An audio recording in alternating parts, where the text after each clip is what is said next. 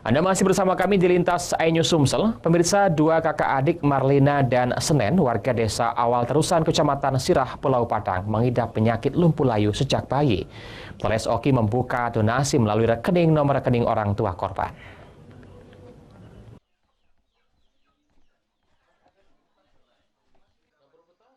Marlina 33 tahun dan Senen 26 tahun, anak dari Hamdi, hanya bisa berbaring di dalam rumahnya karena menderita penyakit lumpuh layu sejak keduanya berumur 6 bulan di rumahnya di desa Awal Terusan, SP Padang, Kabupaten Oki. Keduanya dalam kondisi sangat memprihatinkan, mereka tampak kurus hingga benjolan tulangnya terlihat oleh kasat mata. Untuk berkomunikasi saja, keduanya hanya menggunakan bahasa isyarat, termasuk saat meminta makan atau mau buang air. Awal menderita penyakit diketahui sejak umur 6 bulan yang dimulai dari demam panas dan kejang. Keluarga hanya berobat semampunya mengingat kondisi ekonomi keluarga dari penghasilan petani.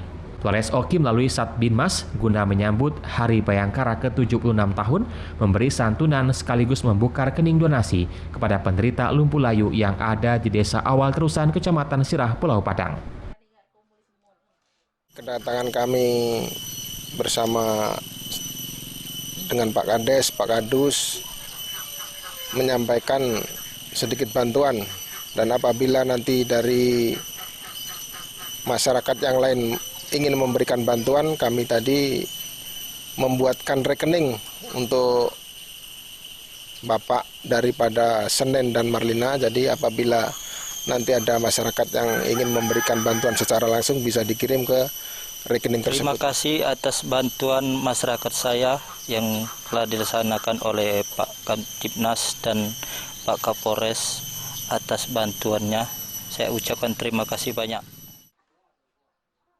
Bagi semua pihak yang ingin membantu dan menyisihkan rezekinya untuk kedua kakak beradik ini bisa melalui rekening BRI di nomor 5643 01 01 6144 502 atas nama Hamdi.